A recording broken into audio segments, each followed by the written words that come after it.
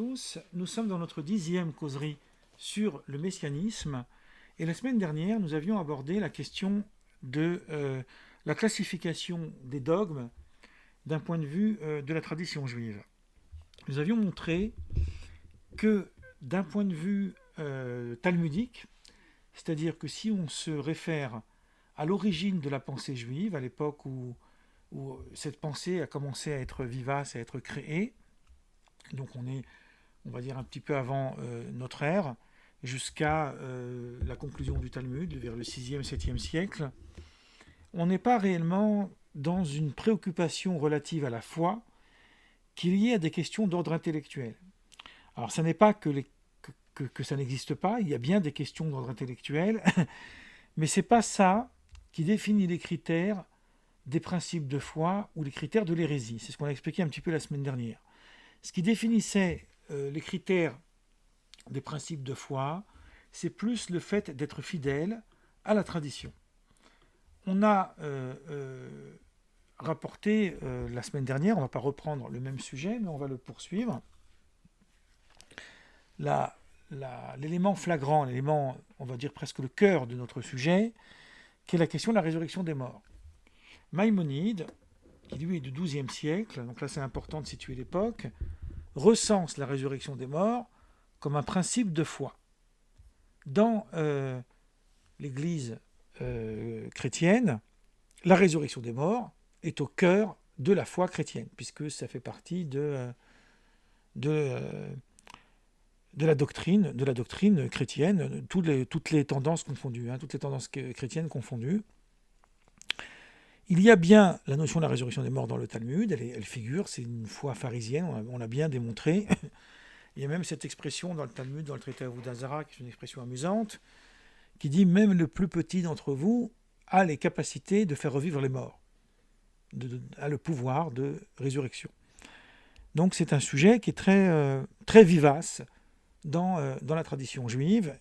Et d'ailleurs, j'aime beaucoup citer ce passage il me semble que c'est dans l'Épître aux Corinthiens, mais je fais peut-être une erreur maintenant de mémoire, où Paul est agressé par les païens, et quand il voit des pharisiens, il demande de l'aider, et il dit « Moi aussi je suis pharisien, et c'est parce que je crois en la résurrection des morts que je subis ces souffrances. » Donc c'est très intéressant qu'il y a bien ici la question de la résurrection des morts qui plane au cœur de cette question-là. Or, la résurrection des morts n'est pas considérée comme un principe de foi à la manière dont Maïmonide la considère comme un principe de foi. Maïmonide la considère comme un principe de foi parce que la résurrection des morts, elle constitue en fait le cheminement intellectuel de la foi dans le Dieu d'Israël, ou dans le Dieu créateur des cieux et de la terre. Le Dieu monothéiste, pour aller vite. Alors que d'un point de vue du Talmud, elle renvoie à la fidélité et à la reconnaissance de la tradition rabbinique. Puisqu'on a vu, la semaine dernière, on a abordé ça, que pourquoi celui qui nie la résurrection des morts, il n'aura pas de part en la résurrection des morts. Le Talmud nous dit, parce que du fait que Dieu juge mesure contre mesure, il nie la résurrection des morts. Alors je vais le dire avec humour, on ne va pas la lui imposer de force. C'est une façon un peu rhétorique de dire ça. Mais il y a aussi autre chose, il y a la notion d'hérétique telle qu'employée dans le Talmud. Cette notion d'hérétique, elle renvoie davantage, là encore, à une question d'ordre du rapport à la loi. Quel rapport entretenons-nous avec la loi d'Israël ? Il y a deux notions dans... Alors, c'est une idée que j'avais expliquée dans la première causerie sur le messianisme. On avait distingué, puisqu'on a parlé des 13 principes de foi de Maïmonide, je vous rassure que on va vraiment les développer un par un peu plus tard, et on avait montré que d'un point de vue de la logique talmudique, Maïmonide reprend d'ailleurs cette même théorie, mais lui, il ajoute quelque chose qui correspond au spéculatif, c'est-à-dire l'idée que l'homme réfléchit maintenant à sa manière de penser les vérités. C'est d'ailleurs toute la doctrine philosophique qui découle de cette question-là. Donc à l'époque du Talmud, on distinguait deux catégories de ce qu'on appelle aujourd'hui, à un sens un peu galvaudé, de ce qu'on appelle le mécréant. Alors ici, on ne donne pas des catégories morales et, on ne fait pas de la moralité, on va dire. On pose les principes pour essayer de les comprendre. Il y a celui qu'on appelle en hébreu, il est over les te'avon. Over les te'avon, ça veut dire il transgresse parce que ça répond à ses propres désirs, à son propre besoin. Il sait que c'est interdit, mais il le fait parce que la tentation à aller commettre des transgressions est plus forte que sa maîtrise de s'en éloigner. Et une autre catégorie de personnes qui transgressent la loi, et qui lui est la catégorie qu'on définira comme l'hérétique, c'est celui qui transgresse les achis. Les achis, qu'est-ce que ça veut dire? Ça veut dire, ça vient du mot kaas, kaas c'est la colère, ça veut dire celui qui fait ça pour mettre en colère Dieu. Donc il n'a pas forcément de plaisir à commettre cet acte, mais il le fait parce qu'il veut mettre en colère Dieu. Et le Talmud rapporte un récit, c'est un récit tragique dans le traité Sanhédrin, qui est peut-être même choquant, mais bon, voilà, les enfants ne sont pas là, à propos d'un personnage qui s'appelait Amon, qui lui était un tyran, et il avait des rapports incestueux avec sa mère. Et sa mère, donc, elle était violée par son fils, son propre fils, et un jour, elle lui a dit, mais comment tu fais pour éprouver du plaisir de pénétrer là où tu es sorti? C'est une manière d'essayer de le ramener à la raison. Et il a répondu cette phrase qui est une phrase terrible. Il a dit, en réalité, je n'ai aucun plaisir à faire cet acte, j'éprouve même de la répugnance, mais je le fais pour mettre en colère Dieu. Donc là, on est dans le plus haut degré de la transgression. D'un point de vue de la logique spéculative, on pourra dire, ça reste du domaine de la transgression. C'est un criminel, c'est un pervers, c'est tout ce qu'on veut. Alors que d'un point de vue de la logique talmudique, ça devient un hérétique parce qu'il s'exclut de la fidélité d'Israël. Par cet acte, alors ici cet acte, c'est un acte que j'ai donné en exemple, ça peut être n'importe quel autre acte, je l'ai donné en exemple parce qu'il est raconté dans le Talmud, et donc ça m'est venu. Donc c'est un exemple de celui qui rejette la tradition, non pas par rejet de la croyance. La preuve, c'est que si Amon était vraiment hérétique, c'est-à-dire s'il était vraiment athée, si vraiment il rejetait Dieu dans le sens qu'il ne croyait pas en son existence, dans le sens spéculatif, la phrase pour mettre en colère Dieu, elle n'a pas de sens. Elle ne veut rien dire. Elle n'est légitime, entre guillemets, que si la personne a la foi. Et pourtant, on va le qualifier d'hérétique. On va le qualifier de quelqu'un qui transgresse les achis. Il y a un deuxième exemple que je voudrais vous rapporter, qui est un exemple un peu moins violent, on va dire, un peu moins agressif. C'est un exemple qu'on trouve on pourrait citer plusieurs aphorismes, mais je vais en citer un.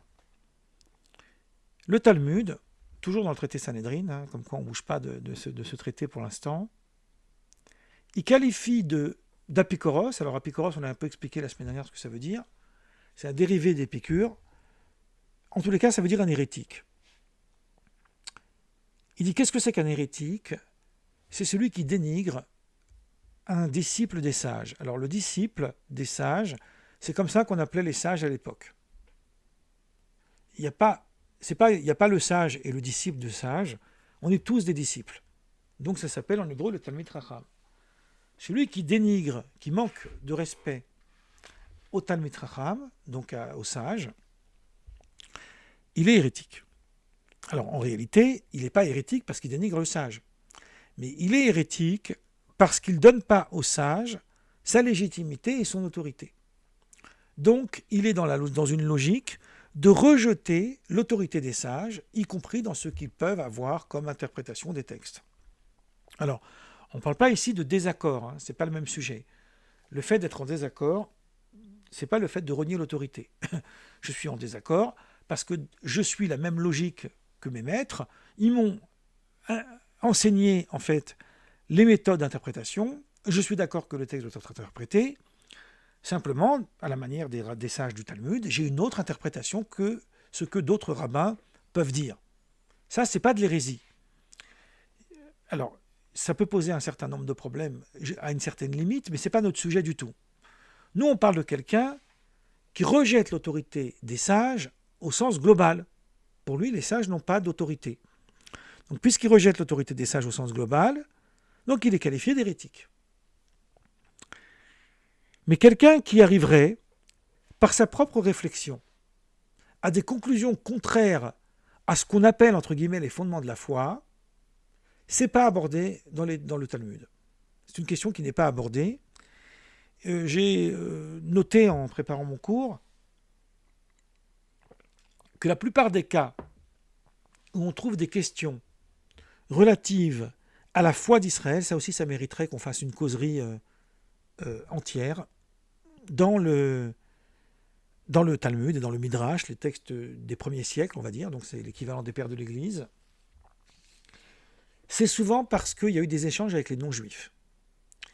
C'est rarement, d'ailleurs je n'ai pas en mon souvenir que ça existe même une fois, qu'il s'agit d'échanges avec les juifs eux-mêmes.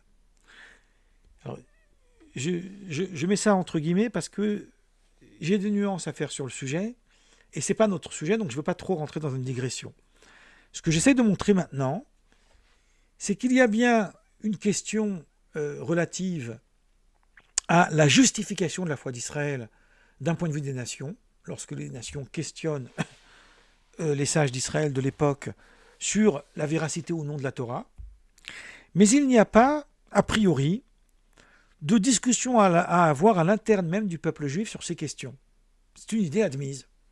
Alors on a fait quelques causeries le dimanche, l'affaire d'Elisha ben Avouya, qui lui finalement est devenu hérétique parce qu'il a rejeté le principe de savoir qu'est-ce que c'est que la notion de salaire, qu'est-ce que c'est que la notion de récompense que Dieu donne à l'homme. Bon, c'est des vidéos qu'on peut trouver sur ma chaîne YouTube, il y en a 5 ou 6 sur cette affaire. Ça aussi, c'est un sujet un peu annexe, c'est un sujet presque à part, puisqu'on a affaire à quelqu'un qui va progresser dans son évolution de la question de la foi.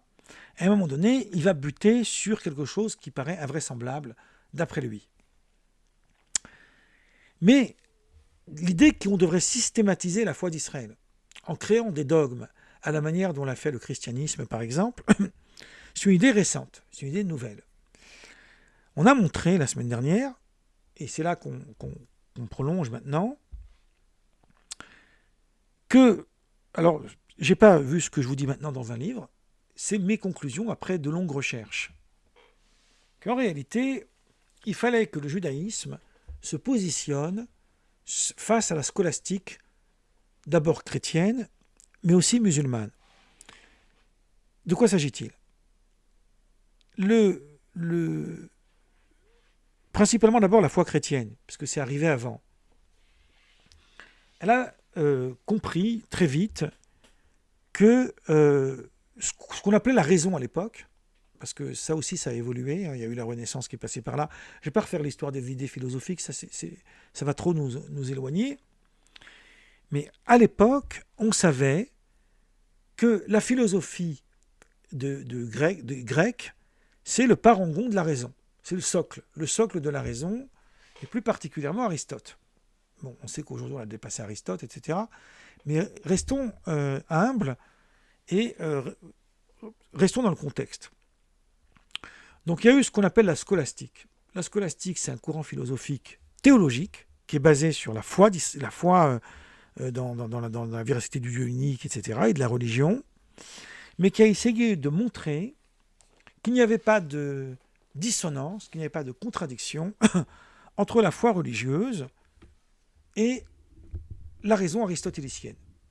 Donc ça a donné un courant de pensée qui a duré plusieurs siècles. Le plus connu des philosophes chrétiens, théologiens, sur cette question, c'est Thomas d'Aquin. Il y a eu les écoles islamiques, les Moutazilites par exemple, parmi d'autres écoles, qui eux aussi ont réfléchi après l'émergence du Coran à essayer de montrer qu'il n'y a pas de contradiction entre la foi coranique et la rationalité. Alors, le judaïsme, a priori, ne s'était pas préoccupé de ces questions-là. C'était une question qui n'avait pas d'utilité d'un point de vue des traditions juives, qui s'intéressait plutôt à l'interne, à la compréhension des textes, à leur interprétation, à la loi d'Israël et à la pratique des commandements. Mais il y a eu, surtout après l'émergence de l'islam, parce que la plupart des rabbis d'Israël qui ont intégré, entre guillemets, la scolastique, sont d'origine des pays qui étaient à l'époque sous protectorat musulman, notamment l'Espagne. Et donc, il y a eu une volonté d'un point de vue juif d'apporter aussi des réponses. Alors, il y a eu des sages qui ont pris le train en marche, on va dire.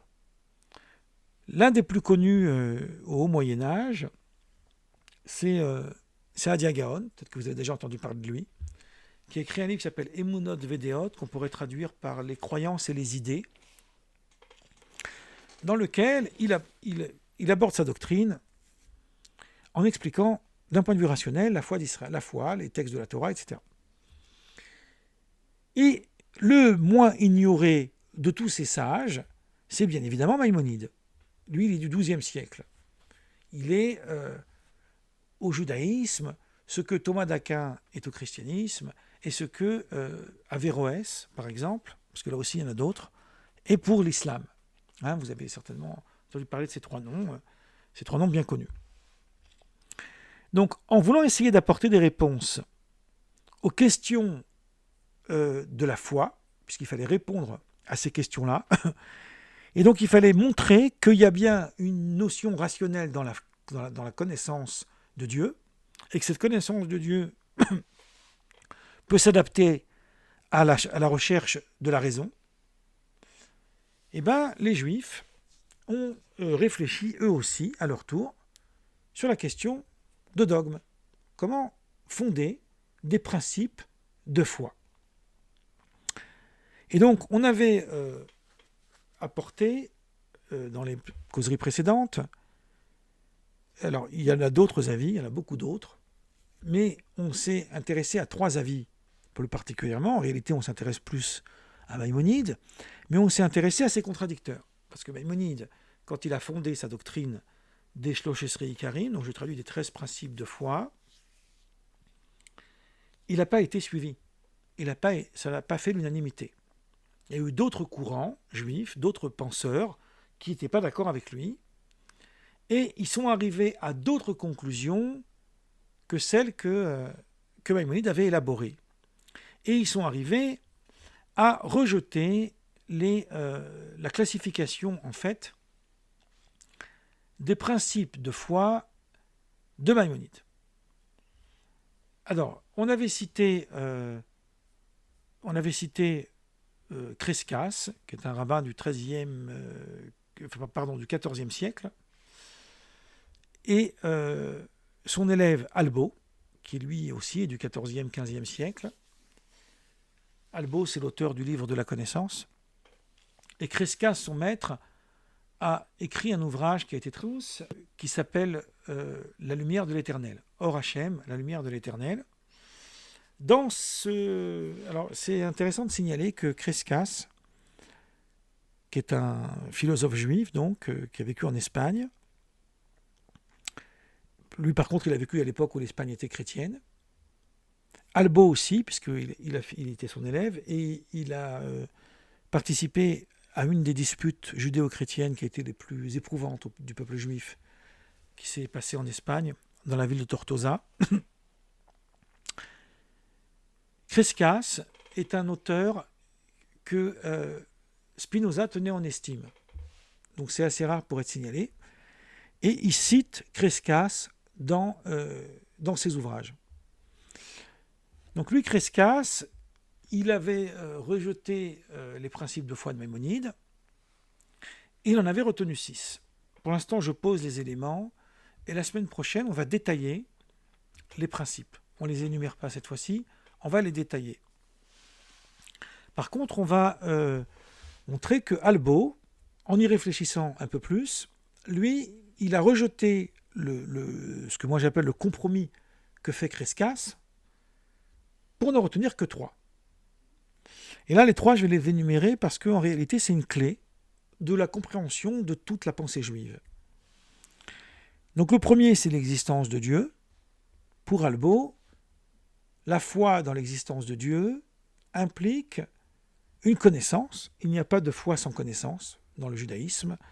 Il y a cette belle phrase d'un auteur aussi du Moyen-Âge que je cite souvent, qui s'appelle Nachmanide, qui lui aussi a fait partie d'une dispute judéo-chrétienne, la dispute de Barcelone, et qui dit « Il est évident que l'homme n'a pas foi en ce dont il n'a pas connaissance. » Donc, croire en l'existence d'un Dieu, c'est forcément s'efforcer à parvenir à la connaissance de ce Dieu-là.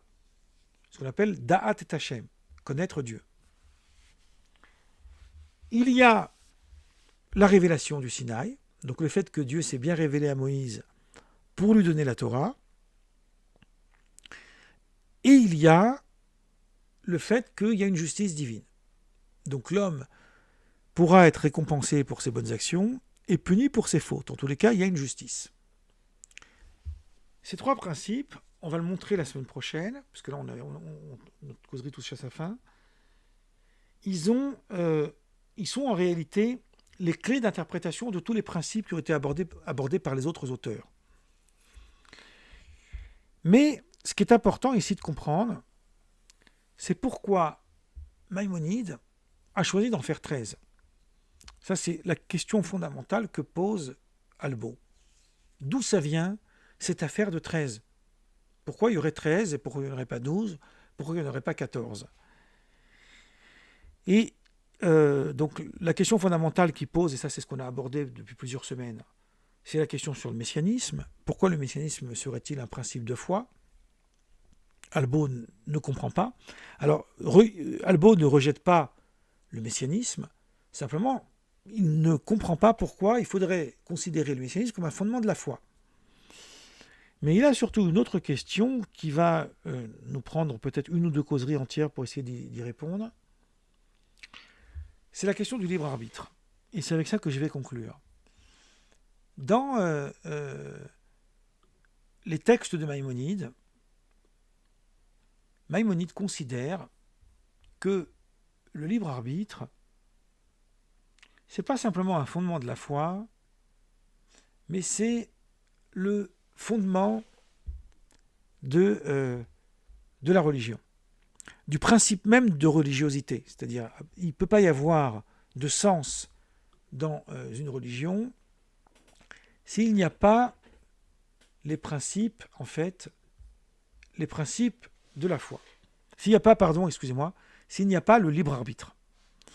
Et je voudrais vous lire un petit texte que je cite souvent à ce sujet. Je peux lire ce que dit Maïmonide dans son traité des 8 chapitres, dans le dernier chapitre d'un petit traité de psychothérapie.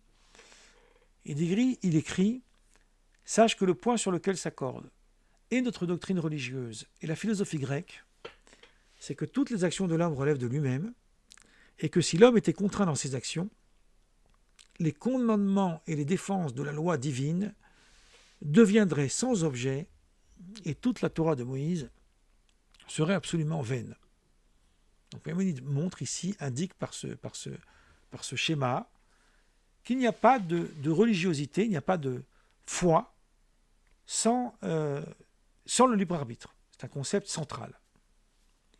Et pourtant, je vais laisser la question, comme les séries américaines, il ne compte pas le libre arbitre dans les 13 principes de foi.